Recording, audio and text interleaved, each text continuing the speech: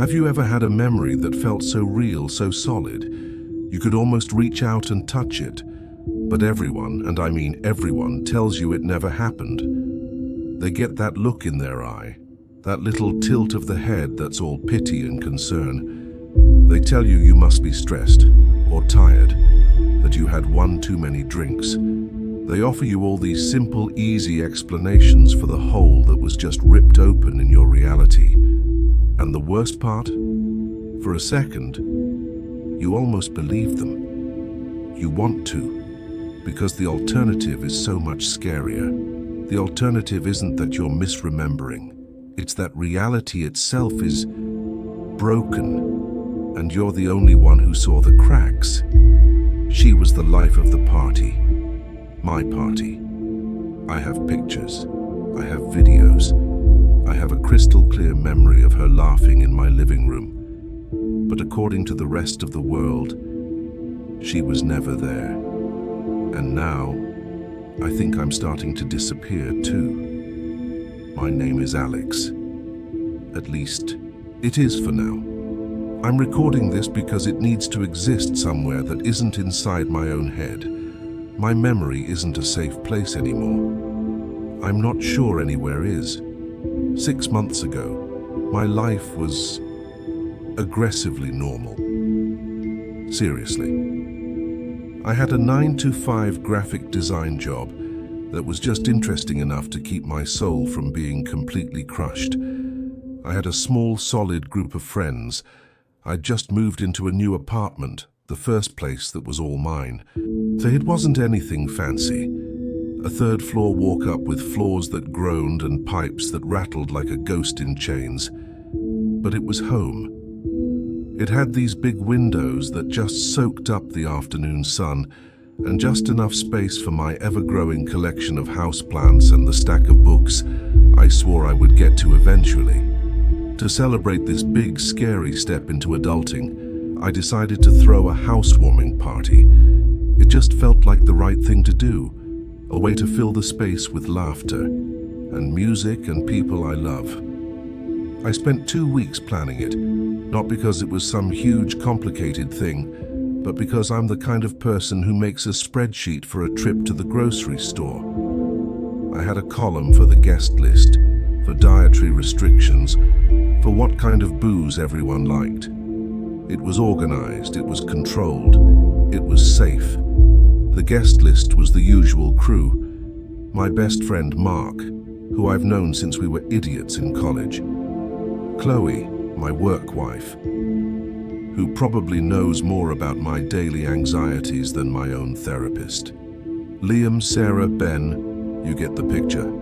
About 50 people total, a cozy fit for my little living room. A few days before the party, I was on the phone with Mark, going over our plan to pick up drinks. "Hey," he said, his voice a little muffled like he was playing a video game at the same time. "My cousin is in town for a few weeks. She doesn't know a soul. Any chance she could tag along?" "Of course, man," I said, not thinking twice. "More the merrier. What's her name? I'll add her to the spreadsheet." I know. He laughed. "God, you and that spreadsheet, Alex. Her name is Elara. E-L-A-R-A. She's interesting. I think you'll like her." Interesting. That was the word he used. And it's been burned into my brain ever since. It's such a nothing word, so vague. But it turned out to be the most accurate description anyone could have possibly given. I added her name to the list. Hilara. It looked so solid sitting there in that little cell, so real. The day of the party was a total blur. I was stringing up fairy lights, making a playlist that I prayed hit the perfect balance of chill and upbeat, arranging snacks on platters like I was disarming a bomb. I had that buzz of excitement and nerves. I just wanted it to be a perfect night, a perfect start to my perfect new life. Looking back at that guy now, I just feel sorry for him. He had no idea he was setting the stage. for the end of his world. He thought he was just throwing a party. Guests started showing up around 8. The music was going, the lights were low, and the apartment slowly filled up with that perfect party hum. For the first hour, I was in host mode, bouncing between conversations, refilling chip bowls, pointing people to the bathroom. You know how it is. A comfortable chaos. Mark rolled in around 9:30. He gave me a hug at the door and handed me a bottle of whiskey. "Place looks awesome, man. You clean up nice." "Thanks," I said, looking over his shoulder. "Your cousin make it?" He nodded toward the living room. "Yeah, she's already in there mingling. Told you she was cool." And that's when I saw her. Ilara. She was standing near the window, kind of bathed in the soft glow from the fairy lights and the city outside. She wasn't beautiful in that obvious magazine cover way. She was captivating, striking.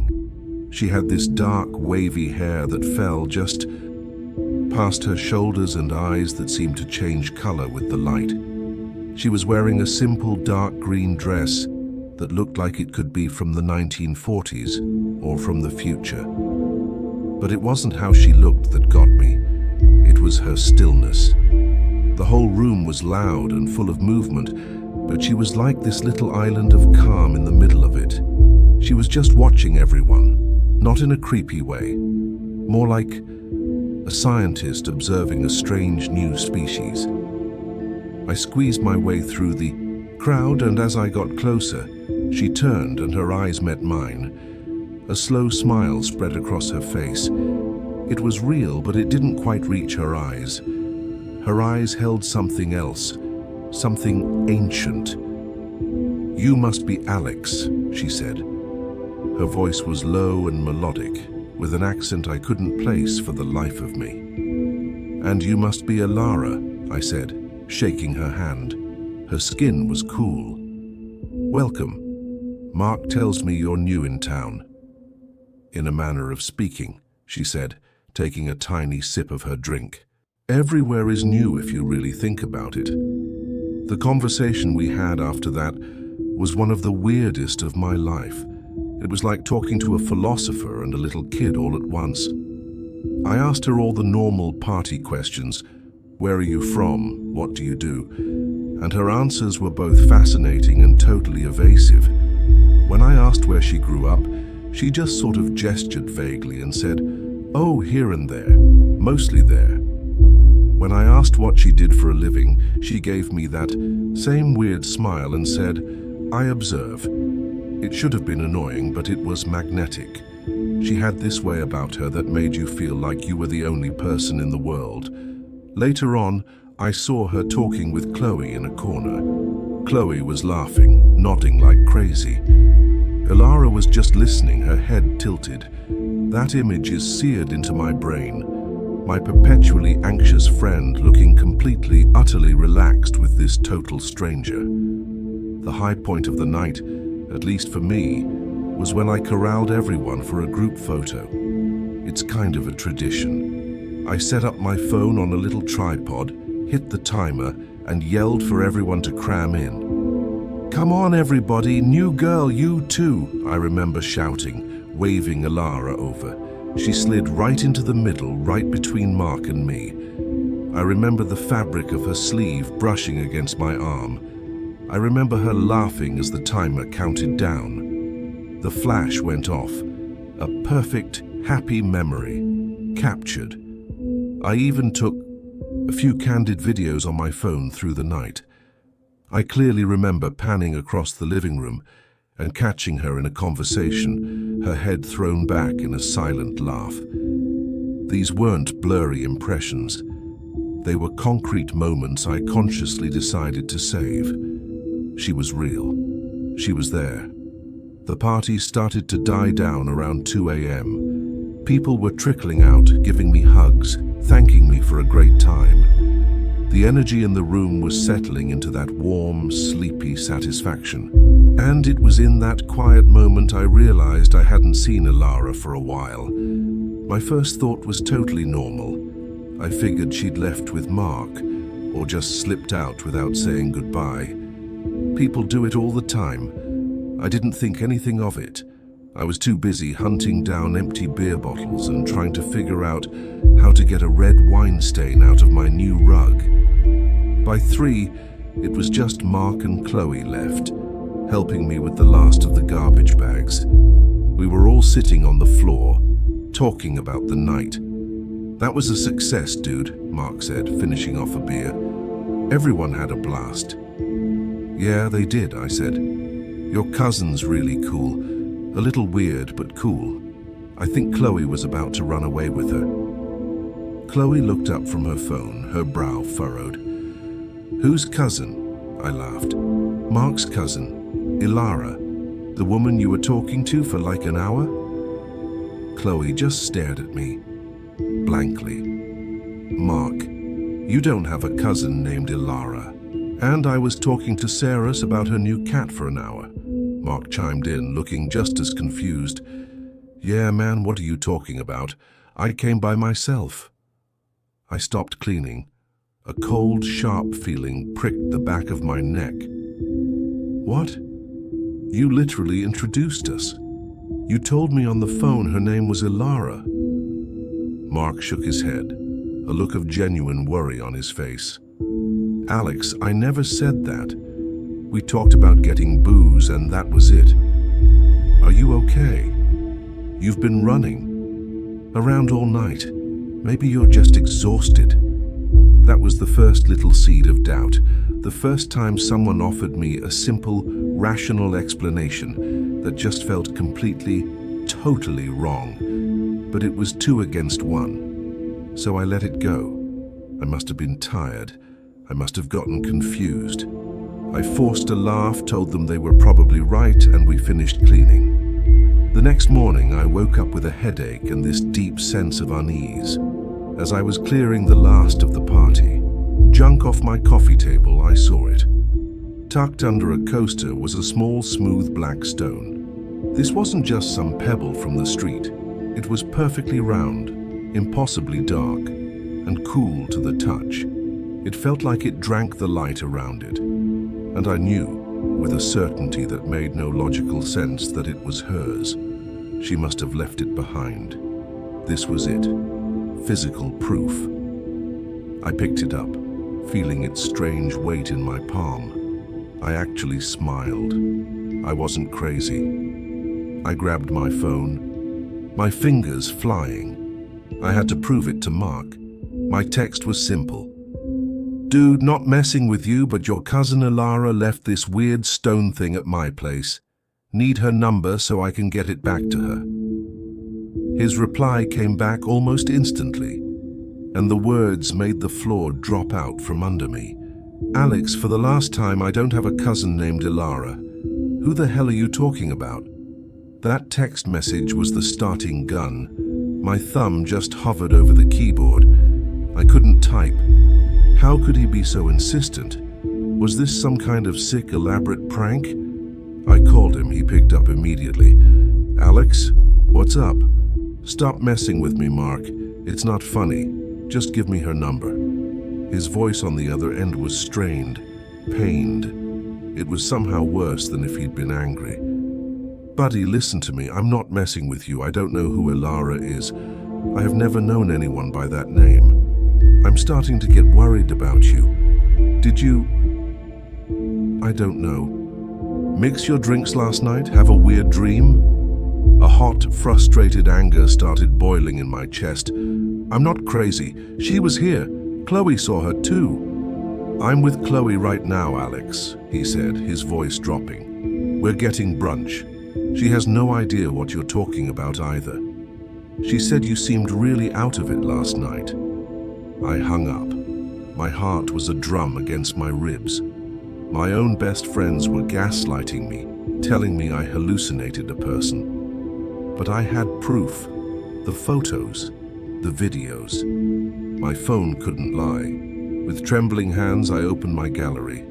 I scrolled back to last night. My thumb stopped on the group photo.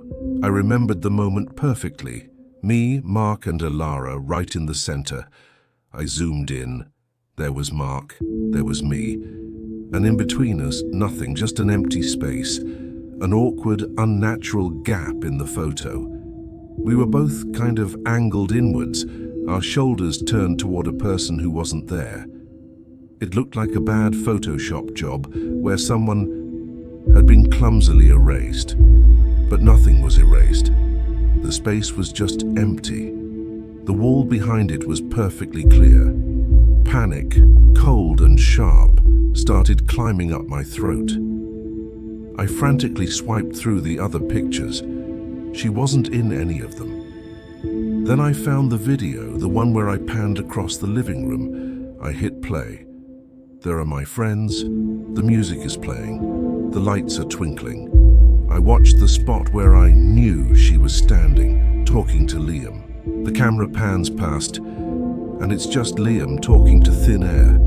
He's gesturing, smiling like he's in a conversation, but there's no one there.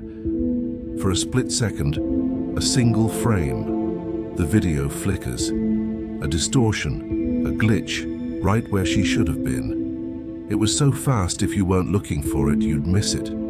I felt like I was losing my mind. I started calling people, every single person on that spreadsheet who came to the party. And every conversation was the same torturous loop. Hey Sarah, it's Alex. Quick weird question. Do you remember a girl named Ilara at my party? A pause. Ilara? No, I don't think so. What did she look like? Dark hair, green dress, really intense eyes. Nope, doesn't ring a bell. Sorry, Alex. Again and again. Ben didn't remember. Jessica didn't. Tom didn't. Every no was like another shovelful of dirt on the coffin of my sanity. They all offered the same gentle excuses. It was dark. Maybe you got confused. You were running on fumes, man. You must be exhausted. Alex, are you sure you're okay? You seem really fixated on this. Fixated. That's the one that stung. It made me sound unhinged, like a patient. My friends weren't just denying she existed. They were questioning my stability. I started writing everything down in a journal, every single detail. The way her dress moved, the strange smell of her perfume, like rain and old paper, the exact weird things she said. I described the empty space in the photo. I drew the video glitch from memory. I was building an archive against the world's amnesia. This journal became my anchor.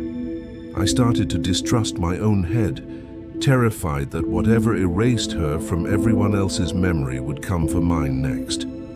I was in a race against myself. Late at night, I'd fall into internet rabbit holes, searching for shared memory loss, mass hallucination, glitch in reality. I found forums about the Mandela effect, but that was about the spelling of a cereal brand or a movie line. This was a person, a whole human being. For a week, that little black stone was my proof. It sat on my desk, a silent, solid confirmation that I wasn't going crazy. It was the only piece of physical evidence that survived. I'd pick it up dozens of times a day just to feel its impossible smoothness, its unnatural weight. I took it to a jeweler, a grumpy old guy who'd been in the business for 50 years. He squinted at it through his little magnifying glass, turned it over and finally handed it back with a shrug. No idea, kid. Never seen anything like it. It's not any metal I know, not any stone either. It's nothing. His words just echoed in my skull. It's nothing. Then, one morning, it was gone. I woke up, went to my desk, and my heart just seized up. The spot where the stone had been was empty. I tore my apartment apart. I tore it apart. Emptied drawers. Flipped the couch, checked every pocket. It wasn't just lost, it had vanished. Just like she had. My door was locked. My windows were shut. It was just gone. The last thing tying my memory to the real world was cut. And that's when the bleed started.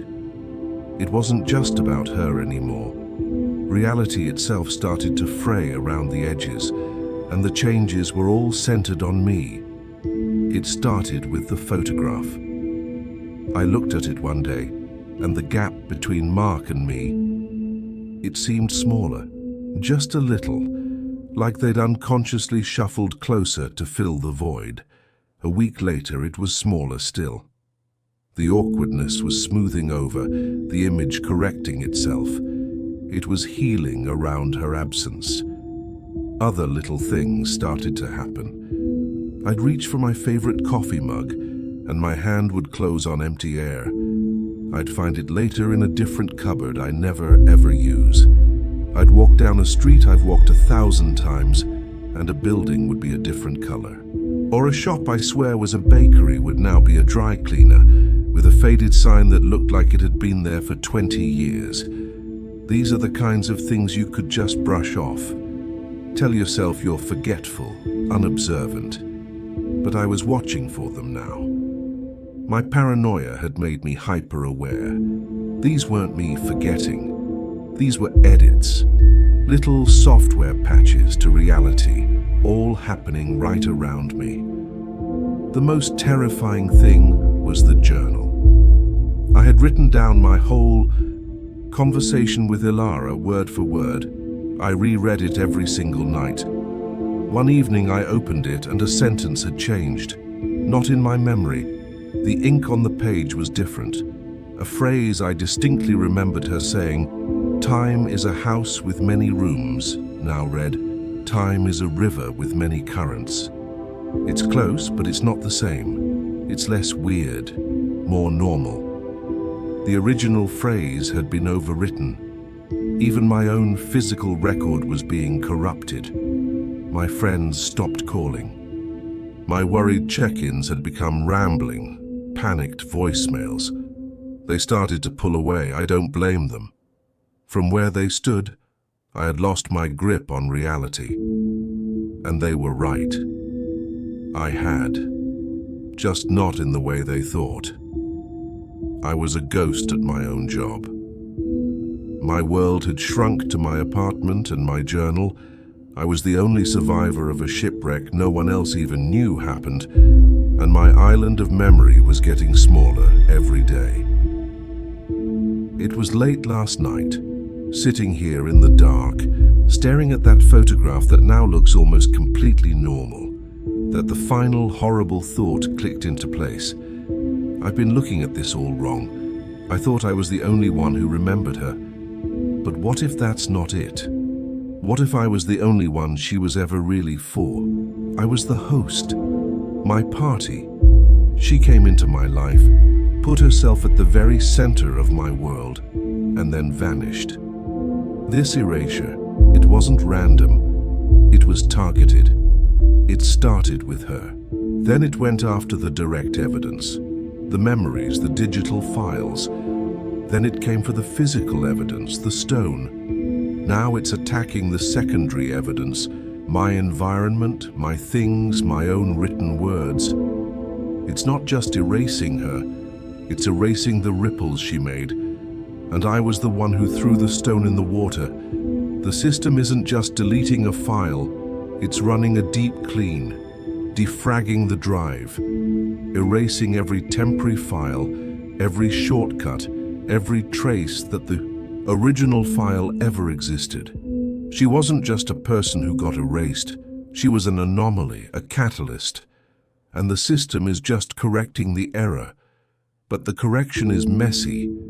It leaves scars. And it's working its way inward, from the outside of my life, toward the very center, towards me.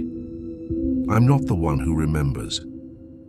I'm the last piece of evidence. I'm the final glitch, the disappearing mug, the changing words. That isn't the aftermath of her vanishing. That's the prelude to mine. I'm not losing my mind, I'm being deleted. I'm recording this because I need someone to know. I need this story to exist somewhere that can't be so easily rewritten. Have you ever felt this? A memory that you know is real, but the world insists it isn't. A person, a place, an event that only you seem to carry. Tell me your story in the comments. Maybe if enough of us have seen the glitches, we can prove they're real. Maybe our shared memories can be an anchor. My name is Alex. I live in a third-floor walk-up with floors that creak. I like houseplants and the color blue. My best friend is Mark. Please don't forget me.